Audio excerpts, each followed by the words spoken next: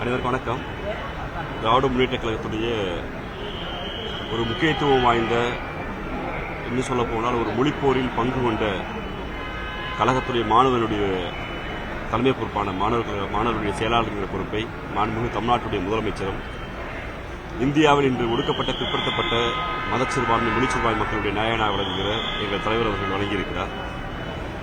அவர்கள் எந்த நம்பிக்கையோடு இந்த பொறுப்பை வழங்கியிருக்கிறார்களோ அந்த நம்பிக்கையோடு நாங்கள் பொறுப்பேற்றிருக்கோம். எங்களோட மரியாதைக்குரிய மாநிலத்துறை துணைச் செயலாளர்கள் ஏற்கனவே இருந்தவங்களை இங்கே மீண்டும் அதே பொறுப்பு வந்திருக்காங்க.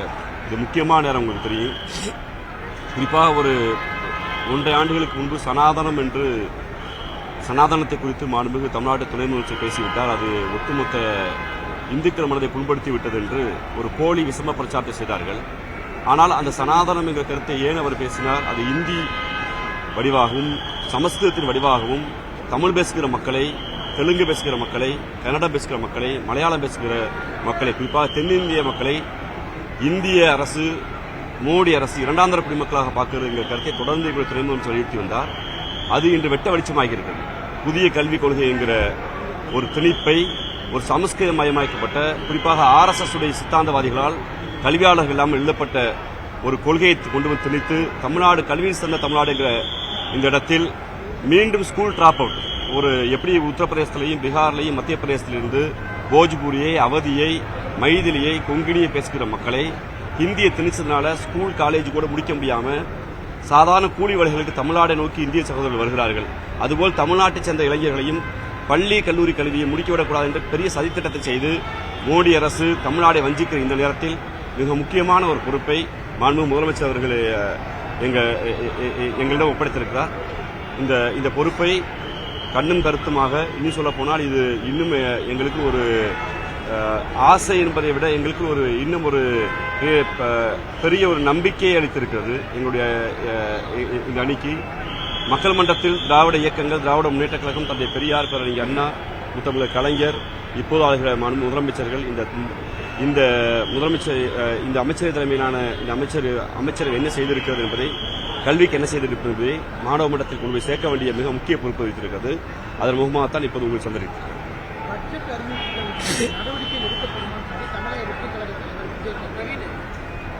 மரியாதைக்குரிய விஜய் அவர்களுடைய அறிவிப்பை நானும் பார்த்தேன். அதில் அன்பு சோலைகள் என்கிற கருத்தை நக்கல் நையாண்டி செஞ்சிருக்காரு. ஒரு 5 ஆண்டுகளுக்கு உங்களுக்கு தெரிஞ்சிருக்கு, விஜய் அவர்களுடைய தந்தையார் மரியாதைக்குரிய SV அவர் சந்திரசேகர் அவர்கள் என் மகன் என்னை பராமரிக்கவில்லை என்று எல்லா மீடியாவிலும் புலம்பிக்கின்றார். தன் தந்தையாலேயே தான் பராமரிக்கப்படவில்லை என்று இங்கு விமர்சிக்கப்பட்ட, வன்மத்தோடு திட்டு வாங்கியவர் தான் விஜய் அவர்கள். அவருக்கு உறுதியாக தமிழ்நாட்டுடைய தாய்மார்கள், தந்தையர்கள், மூதாதைகளுடைய அந்த குரல் தெரியாது. அவர் ஒரு அறிக்கையில் எழுதியிருக்கார். ஒட்டுமொத்தமா ஒன்றிய அரசுடைய அந்த நிதிநிலை அறிக்கையில மரியாதைக்கு நிர்மலா சீதாராமனுடைய தமிழர் விரோத போக்குனால கடந்த காலத்தில் கூட பாஜக ஆண்டபோது பாஜகவுடைய தேசிய தலைவராக இருந்த எண்ணிலடங்காதவர், குறிப்பாக வெங்கையா நாயுடு போன்றவர்கள் எல்லாம் தமிழ்நாட்டுடைய உரிமையை புரிந்து கொண்டவராக இருந்தார். தமிழ்நாட்டுடைய அதிமுக வந்தாலும் திமுக வந்தாலும் எந்த கருத்தை வலியுறுத்தினாலும் இங்கு தமிழ்நாட்டுடைய பிரதிநிதிகளாக டெல்லியிடம் சொல்லுகிற இடத்தில் இருந்தார்கள். ஆனால் இன்று தமிழ்நாட்டுடைய முகவரியாக இருக்கக்கூடிய நிர்மலா சீதாராமன் அவர்கள் தந்தை பெரியார் மீதும், பேரறிஞர் அண்ணா மீதும், கலைஞர் மீதும் ஒரு தீரா வன்மத்தோடு இருக்காரு. குறிப்பாக திராவிட இயக்கத்தின் மீதும், குறிப்பாக திராவிடர்கள் மீதும் தீராத வன்மத்தில் இருக்காரு. அதனால் இவர் குறிப்பாக மோடியிடமும் RSSிடம் போய் தமிழ்நாட்டுக்கு எதுவும் செய்யக்கூடாது என்பது மிக உறுதியாக நிர்மலா சீதாராமன் இருக்காரு. அவர் தயாரித்த இந்த பட்ஜெட்டில் தமிழர், தமிழ்நாடு என்கிற ஒரு வார்த்தை இல்லை. அப்போது எங்கே தூங்கி இருந்தார் தெரியல மரியாதைக்குரிய அண்ணன் விஜய் அவர்கள். இன்னைக்கு இந்த அறிக்கையில ஒன்றிய அரசு போல் என்று வந்திருக்கிறார். இவர் பாயசத்துக்கும் வித்தியாசம் இவருக்கு ஒரு தமிழ்நாட்டுடைய பால்வாடி குழந்தையிட போய் கேட்டா தெரியும். இங்கு பால்வாடிகளுக்கு மாண்புமிகு முதலமைச்சர் என்ன செய்திருக்கிறார், பள்ளிகளுக்கு என்ன செய்திருக்கிறார், இங்க இருக்கக்கூடிய கல்லூரி மாணவர்களுக்கு என்ன செய்திருக்கிறார். அதனால்தான் இன்று காலை உணவு திட்டத்தை தமிழ்நாட்டில் அனைத்து பள்ளிகளுக்கும் விரிவுபடுத்த இந்த நேரத்தில் மரியாதைக்குரிய விஜய் அவர்கள் விமர்சனம் என்பது அறிக்கை கொடுக்க வேண்டும். தானும் இருப்பை காட்டுவதற்காக நான் பார்க்கிறேன். விஜய் பின்னாடி அதிக இளைஞர்கள் கூடுவதை பார்க்கும்போது கோயம்புத்தூர் நகரத்தில் ஒரு ரசிகர் பட்டாளம் இருந்தது. அது எல்லாமே தொண்டர்களா மாறி இருப்பாங்களா, இல்ல பெரும் சவாலா இருக்கு? இல்ல, விஜய் படத்தை போட்டா கூட நீங்கள் நானும் இன்னைக்கு ஆச்சரியமா பார்ப்போம். இந்த மாட்டு கருத்துல இது ஒரு ரசிக மனப்பான்மை தான். அவரை தலைவராயத்துக்கு என்ன கருத்தியல் வச்சுட்டு இருக்குன்னு எனக்கு தெரியல. ஏன்னா அவர் ஸ்டாம்ப் சைஸ்ல தலைவர்களை புகைப்படத்தை மட்டும் வச்சா பத்தாது.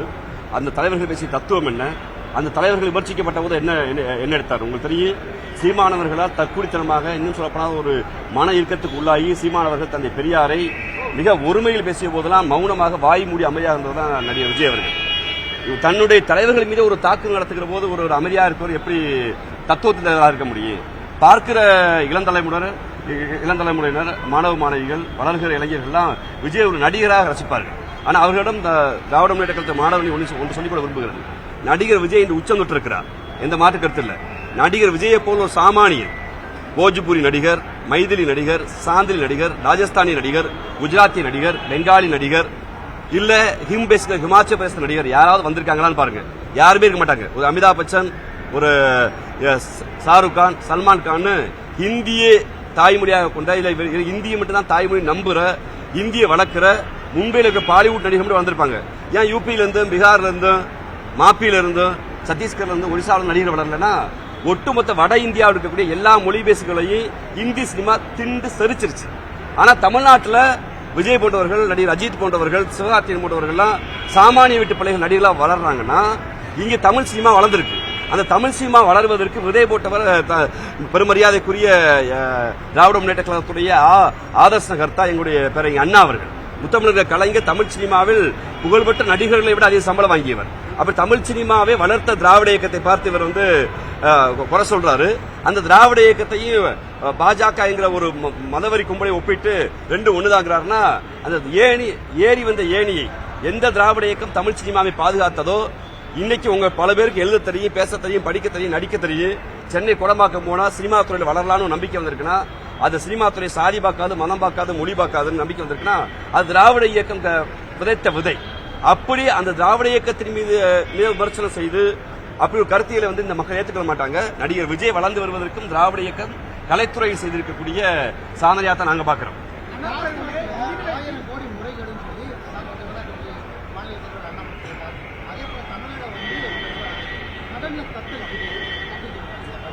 இந்த 1000 கோடி ரூபான்னு ஒரு நேற்று இரவே அண்ணாமலை நேற்று மதியம் போட்டுட்டார். முந்தின நாள் ஒரு ட்வீட்டை போட்டாரு. எங்களுக்கு என்ன சிக்கல்னா, கமலாலயமும் ஈடியும் ஒன்னா இருக்கு. ஈடியோட சோகார்ட்ஸ் நோட்டீஸ் வர்றதுக்கு முன்னாடி கமலாலயத்தினுடைய தலைவர் அண்ணாமலை வருதுன்னா, சம்பளத்தை ஈடி ஆபீசர் அண்ணாமலை வாங்குறாங்களா, இல்ல ட்வீட் போடுறதுக்கு நீங்க இந்த சினிமா ப்ரோமோட் பண்ணுவாங்க. சில நண்பர்கள் சினிமாவுடைய ப்ரோமோட் பண்ணுவாங்க. இந்த போஸ்ட் போட்டீங்கன்னா 2 ரூபா வாங்கிக்கலாம், 1 ரூபா வாங்கிக்கணும், அப்படி ஒத்த ஓட்டு வாங்கின அண்ணாமலை தன்னுடைய ப்ரொமோஷனுக்காக ஈடி கமிஷன் வாங்குறான்னு தெரியல. அத மெசேஜ் லீக் அவுட் பண்றது முன்னாடி இதுக்கு ஈடி தான் பதில் சொல்லணும். மாண்புமிகு எங்களுடைய அமைச்சர், பொறுப்பு அமைச்சர் செந்தில் பாலாஜி அவர்கள் மிக தெளிவாக எந்த முறைக்கு நடக்கல, சட்ட ரீதியாக எதிர்கொள்ளும் சொல்லியிருக்காங்க. அண்ணாமலை போன்றவர்கள் ஈடி கமிஷன் வாங்குறதுக்கு, இல்ல ஈடி அதிகாரிகள் அண்ணாமலை ப்ரொமோஷன் வாங்குறதுக்கு நாங்க பதில் சொல்ல முடியாது.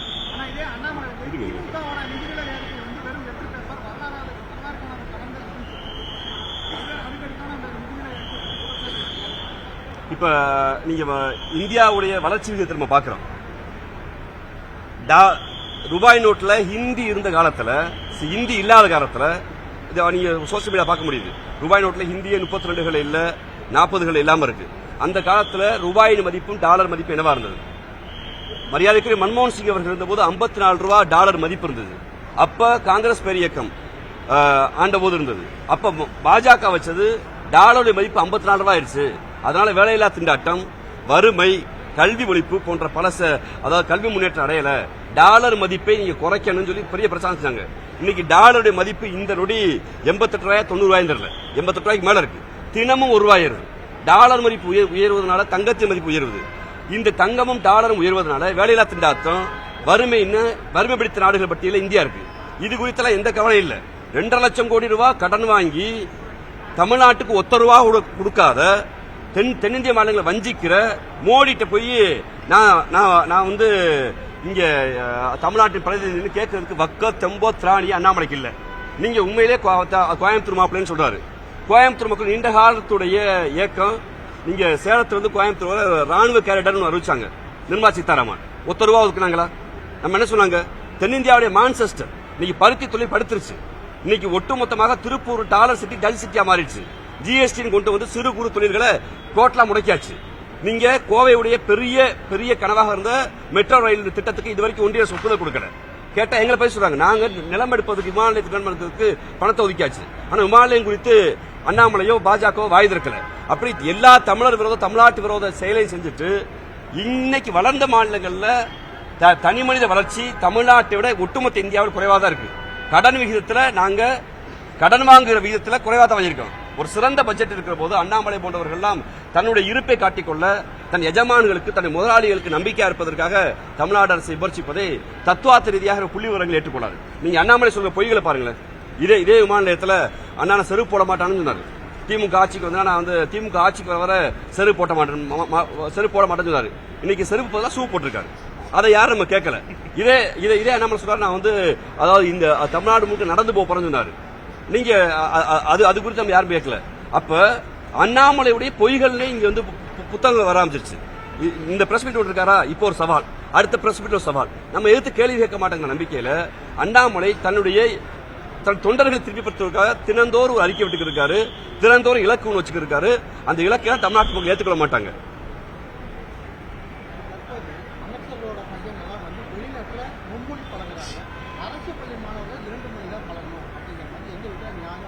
முப்பத்தி நாலு அமைச்சர்கள் 10 அமைச்சர்கள் பிள்ளைகளோட நீங்க வெளிநாடுன்னு சொன்னா சொல்றேன். வெளிநாடு போனா மும்மொழி படிச்சுட்டாங்க, அந்த மாட்டு கருத்து இல்ல. ஒருவேளை ரஷ்யா போனா ரஷ்ய மொழி படிக்கலாம், சைனா போனா மேண்ட்ரிக் மொழி படிக்கலாம், ஜப்பான் போனா ஜப்பானிய மொழி படிக்கலாம். விருப்பப்பட்டு ஒரு அமைச்சர் இல்ல நீங்களோ உங்க வீட்டு பிள்ளையோ என் வீட்டு பிள்ளையோ படிப்பது வேறு. ஆனால் அரசுடைய சேவை, நீங்க இங்க கோயம்புத்தூர் சென்னைக்கு ஒரு பிரைவேட் பஸ்ல போனீங்கன்னா அந்த பஸ்ல டிவி இருக்கு, வாட்டர் பாட்டில் கொடுப்பாங்க. ஏன் டாய்லெட் ஸ்பெசிலிட்டி கூட வந்துருச்சு. புஷ்பாக் சீட் இருக்கு, 2000 ரூபாய் சீட்டு போடுவாங்க, ஏசி இருக்கு. அதே இடத்துல ஒரு கவர்மெண்ட் பஸ்ல ஜன்னல் உடஞ்சிருக்கிறான். அந்த இடத்துல உட்கார்ந்து தான் போக முடியும். அவங்க 180 ரூபா வாங்குவாங்க. 180 ரூபா வாங்குற அந்த இடத்துல இருக்க பயணி இது மாதிரி கொடுக்குன்னு சொல்றது இலக்கா இருக்கலாம். நீண்ட கால இலக்காக ஒரு வறுமை தொய்ந்த, என்ன சொல்ல போனால் தமிழ்நாடு போன்ற மாநிலங்களுக்கு நிதி கொடுக்காத ஒன்றிய அரசு நடத்துகிற போது ரூபாயோட மதிப்பு டாலர் ஒப்பிடும் போது இவ்வளவு கீழ்மட்டத்துக்கு போயிருக்கிற இந்த நாட்டில் இந்த வேலையில்லா திட்டங்களை ஒட்டுமொத்தமாக தீர்ப்பதற்கு நாட்கள் ஆகலாம். ஆனா ஒரு கனவு இருக்குல்ல, நீங்க ஒரு பிரைவேட் டிராவல்ஸ் ஒப்பிட்டு அரசாங்க டிராவல்ஸ் இப்படி இருக்குங்க அப்படின்னு கேள்வி கேட்டீங்கன்னா, அரசாங்கத்துக்கு சாமானிய மக்களுக்கு பஸ்ல சென்னைக்கு போனது தான் நோக்கம். அதுக்கு 120 ரூபாய் கொடுக்கறது சேவை. ஆனா தனியொரு முதலாளிக்கு சேவை செய்யற விருப்பம் இருக்காது. தனியொரு முதலாளி 2000 ரூபாய் கொடுத்து லாபம் சம்பாதிப்பாரு. அப்படி லாபம் சம்பாதிக்க தனியார் பள்ளிகள்ல யார் வேணா பிள்ளைகளை படிப்பாங்க. அரசுக்கு என்பது 90 விழுக்காடு பிள்ளைகளை படிக்க வைக்கிற சேவை. அந்த சேவையில குறைபாடு இருந்தா சொல்லுங்க, சுட்டி காட்டுங்க. மாண்புமிகு முதலமைச்சர் இந்த அமைச்சரையும் பள்ளிக்கல்வித்துறையும் அதை சரி செய்யும். அது எந்த மாற்று கருத்து இல்லை. ஆனால் இந்த சேவையை தனியார் முதலாளி, நீங்க அம்பானி வீட்டை ஒப்பிட்டு பக்கத்துல ஆட்டோ டிரைவர் வீட்டை ஒப்பிட்டு அம்பானி வீடு இப்படி இருக்கு, ஆட்டோ டிரைவர் வீடு இப்படி நம்ம கேட்டோம்னா ஒரு தனி முதலாளி வாழ்ந்திருப்பதற்கும் இன்னொரு தனி மனிதன் தாழ்ந்திருக்கும் ஒப்பிட முடியாது. அரசு என்பது சேவை செய்யுது.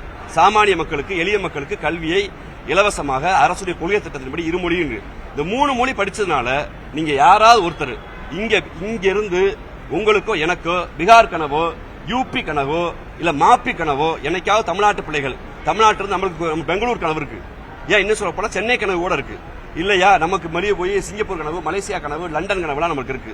ஆஸ்திரேலியா போறோம், சவுதி போறோம், துபாய் போறோம். ஆனா நமக்கு ஒருபோதும் பீகாருக்கோ யூபிக்கோ போக வேண்டிய தேவையில்லை. அப்படி தேவை ஏற்பட்டா எப்படி பெருமரியாதைக்குரிய அண்ணாமலை அவர்கள் கரூர் இருந்து கிளம்பி போய் கர்நாடகா போய் அப்பாயின்மெண்ட் ஆனதால 3 மாசத்துல அங்க இருக்கக்கூடிய கம்பல்சரி லிங்குவிஸ்டிக் ஆக்ட் படி அரசு பணியாளர் படி கன்னடம் கத்துக்கிட்டாரோ அதுபோல ஒருவேளை தமிழ்நாட்டு பிள்ளைகள் நாளைக்கு இந்தி பிரதேசமான பீகார் யூபிக்கு போனா ஹிந்தி கத்துவாங்க. அதுக்காக நான் போய் டீ கடையில் வேலை பார்க்கறதுக்கும் பரோட்டா கடையில் வேலை பார்க்கறதுக்கும் எனக்கு இந்தி இலக்கியத்தை இங்க இருக்கக்கூடிய இந்தி இலக்கணம் கத்துக்கிற அவசியம் இல்லை. இந்த ஊருக்கு வருகிற எந்த இந்தி பேச சகோதரர்களும் திருக்குறளையோ திருவாசகத்தையோ ஆத்திசூடியோ அவையாரை தெரிஞ்சுட்டு வரல, உழைக்க தெரிஞ்சா வர்றாங்க. உழைக்க தெரிஞ்சவங்க போய் மொழியை கத்துப்பாங்க. அதை பத்தி அண்ணாமலை அவர்கள் கவலைப்பட அவசியம் இல்லை. கல்வி முக்கியம் தான். அந்த கல்வி தமிழ்நாடு சாதித்திருக்கிறேன்.